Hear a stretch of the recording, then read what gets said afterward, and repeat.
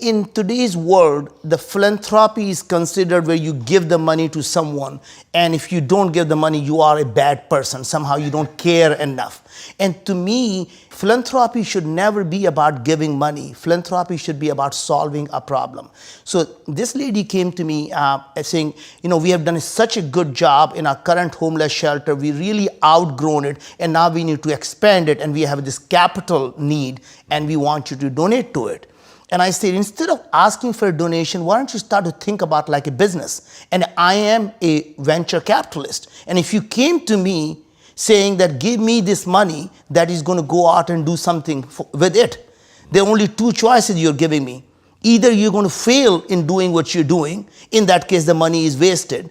And if you do succeed, you're going to come back and ask me for more money. So how is that going to be a sustainable business model? And she said, what do you really mean? I said, ask yourself a question just like any other business. What is your product and who is your customer?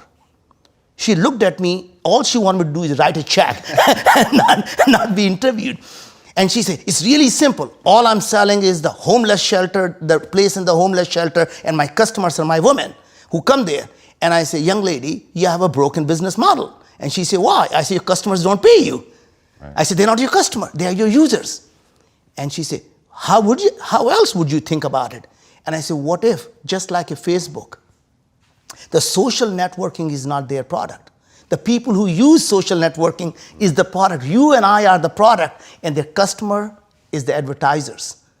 In the same way, in a women's shelter, the women are the product, and local businesses are your customers. And the more products you have, the more you can cater to the local businesses. So why don't you go to local businesses and say, I have this amazing product. The women who are so driven that they would go out and do the things you want them to do. You will have a loyal employee, you will teach them the skills, and you will have these people working, and you'll be doing good for the society, and you'll have a loyal employee. And if you do that, the more people you have in your shelter, the higher the revenue you're going to have, and you'll be continuing to expand that. And just that thought process, she implemented, and suddenly now they're growing everywhere. Right? She actually did it? She actually did it. Whoa, Yeah. I did not think that was did going to that. be the punchline. Yeah. So my point is, this is how entrepreneurs really need to be thinking about, and I can give you several examples of that. The problem that is obvious to you may not necessarily be the solution that exists in that problem. I think entrepreneurs are going to solve every problem. I think whatever problem there is in the world, entrepreneurs are going to be the ones to solve it. And there's definitely a place for government and everything else, but I just default to thinking it's us, it's entrepreneurs, we're going to do it. We see a problem, we want to fix it. Be the change you want to see in the world. And that's really at the crux of a successful business. When people ask me, how do you make money as an entrepreneur? Well, you solve a problem with something that you love doing. If you are solving somebody else's problem that they're struggling with, you can get paid to do it. And if you love doing that thing, then that's how you start having a business, right? That can have success, long-term, sustainable. If you solve a problem, but you don't love doing it, you're gonna end up burning out, phasing out, people will be better than you at it. It won't be sustainable because you don't love the thing. And if you just love the thing, but you're not solving a problem, then you've got a hobby, right? If you love doing something, but it doesn't solve anybody's problem, you've got a hobby. And it could be fulfilling and enriching for the soul, but that's not a business. It's in that combination of what solves a real problem that you enjoy doing, that's how you start to make money. I think one of the biggest problems, though, for entrepreneurs is we don't know what the problem is. We think we know what the problem is, but we don't know what the problem is, especially when it's for ourselves. We think that we know what our problems are, but we don't actually know our problems because we're too in the thing. Have you ever noticed how it's easier to point out somebody else's problems? Like, you should be doing this. You know what's wrong with this business? They should be doing that. But it's harder to look at ourselves and say, here's the biggest problem that I'm facing right now. At least I find this as a challenge. I'm sitting here at Genius Network. This is it's a mastermind, it's a success circle of people who are having 7, 8, 9-figure businesses, and they meet once a month to help each other out. And one of my favorite exercises is when you basically go down and it's called hot seat, and you think about what your biggest problem is, and they put you in groups, and then you're explaining your problem to the other people in your group, and you get suggestions, you get feedback. And these are all, peers, people who've done equally or maybe even more things than you have, and it's great to get, at least I think, a fresh perspective.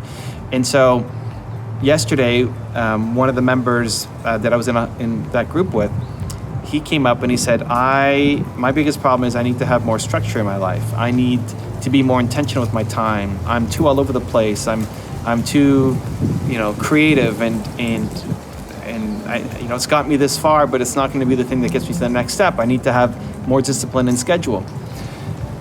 And the first person started giving him some advice, and she was telling him how she sets her schedule and gives some feedback. And the thing that just kept flowing through my mind, and when it came to me to give advice, I just asked him the question, do you even want this? Do you even want this? And he's like, it sounds like prison. As a guy's actually been in prison before, so he knows what that feels like. He's like, when I think about it, when I talk about it, it feels like I'm in prison. And that is a classic case for a lot of entrepreneurs who want freedom, who are creative, who want to be out. Like, creativity is messy. Creativity is messy. And so you can't be productive and you can't be efficient if you're being creative. And knowing a little bit about him, said, dude, that's not your problem. See, this is where we got caught up in our own traps, in our own thinking, because we can't self-diagnose very well. We often need people to help us. So when he says, my problem is I'm not being intentional enough with my time and I'm wasting a lot of time, I need to be more structured, that's not his problem. In fact, what he needs to do is the exact opposite. He needs to be spending more time in his zone of genius. He needs to be spending more time being creative. He needs to have the freedom to be able to spend 3 days swimming with alpacas, if that's the thing that is in his mind, because it's going to lead to some awesome new creation. That if you take a creative genius like he is and you force him into a structure and a schedule, then he's going to end up in a prison, like he said. And just imagine, if he lives a week like that versus a month like that versus 6 months like that versus a year like that, the more he's trapped in that prison, the less effective he's actually going to be. He might be really efficient and productive for a short amount of time, but he's going to end up hating his life and he's not going to birth any new creative things into the world, and he's out of his zone of genius. And so his real problem is he doesn't have the person on his team to be that number 2 to take things over. And he hasn't assigned that person the responsibilities or given them permission to be able to run with those things. He's already built a 7-figure business. So it's not like I'm talking to somebody who's brand new startup, doesn't know what he's doing, right? This is a already successful entrepreneur. But again, it's easy to spot the problems in other people's businesses and other people's lives and sometimes in our own.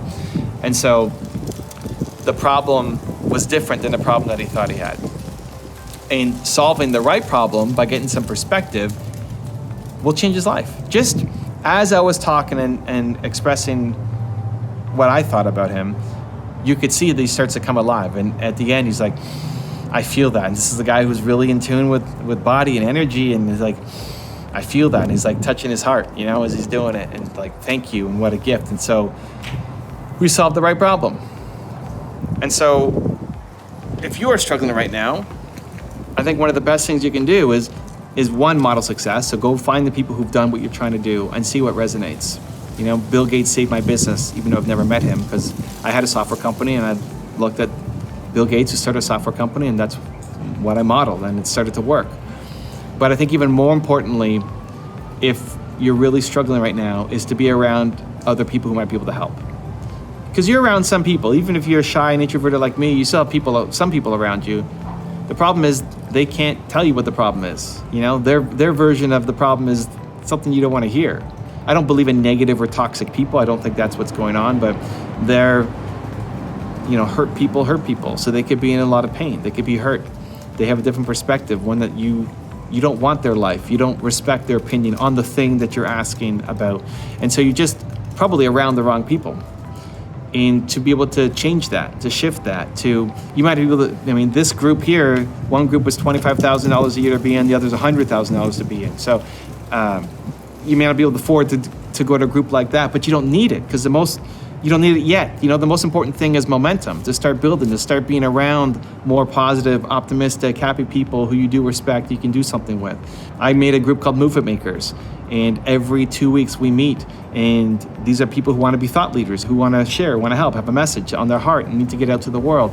And it's great to be around me, and I teach and I share and I give my perspective, but the biggest learning, I think, honestly, is by them being connected to each other, by them doing challenges and projects together, by them interviewing each other on their channels so that they're not alone and they have people to talk to and connect with and feel like this matters and there's some momentum, because whatever you want to do, the people around you don't understand it, right? If you're an entrepreneur, you're a little bit crazy. It's awesome. Like, high five, I love you, celebrate. But you're a little bit crazy and different, and the people around you don't understand you. And some people might just be supportive, just not know what to tell you. And other people might be straight out negative and say, stop doing that. Be practical, be realistic, go get a job, go to school, go X, go live a safe life. And you don't want that life.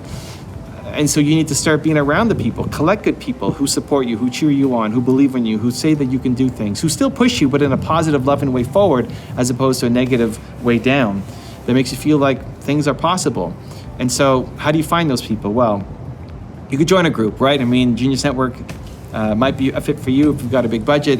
Mover Makers might be a fit for you if you're trying to be a thought leader. But actively look for people, actively look for events and conferences and groups, even if it's a free meetup group at the beginning. Like, actively look to be around people who are close to you, or online groups that you can join, but that are around the same interests as you. Because when you're around the people who are trying to do the same thing that you are trying to do, even if they haven't quite done it yet, it's not only mentoring where they've done it and they're showing you the ropes, even if it's they're trying to do it and you're trying to do it, to be around people who are ambitious, who want to chase down their dream and goals and achieve something, right, and make something of their lives. If you're around those people, it will just fill you with more energy.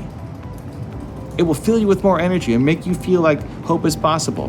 That'll be my immediate action item. To, yes, have the environment, pay attention to who you subscribe to on YouTube and who you follow on Instagram and the books that you're reading and the content you're consuming. Does it lift you up? Does it make you feel better and belief and give you hope and strategies and tactics on what to actually do? And look at your circle.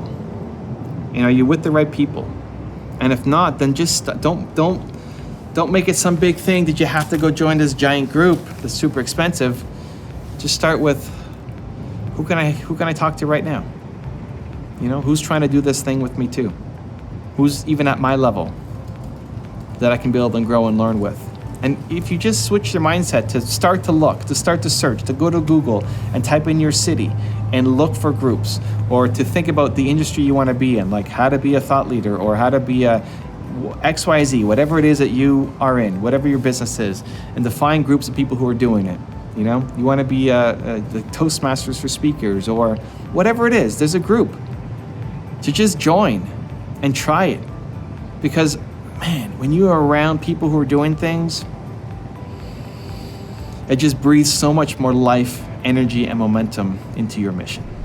Also, to make sure you're actually taking action after watching this video, I've designed a special free worksheet just for this video. The worksheet will highlight all of the lessons learned in this video, as well as pull out our 3 favorite learnings and quotes that will inspire you to actually do something. The worksheet will also give you space to write down what your key takeaways are and your specific plan of action to make sure you're getting results. If you want the worksheet designed specifically for this video, absolutely for free, there's a link in the description below. Go click on it and start building the momentum in your life and your business. I'll see you there. If you want to see my one-on-one with Naveen, check out the video right there next to me. I think you'll love it. Continue to believe, and I'll see you there. Self-belief comes from self-love, right? The minute you fall in love with yourself is the day the world will fall in love with you.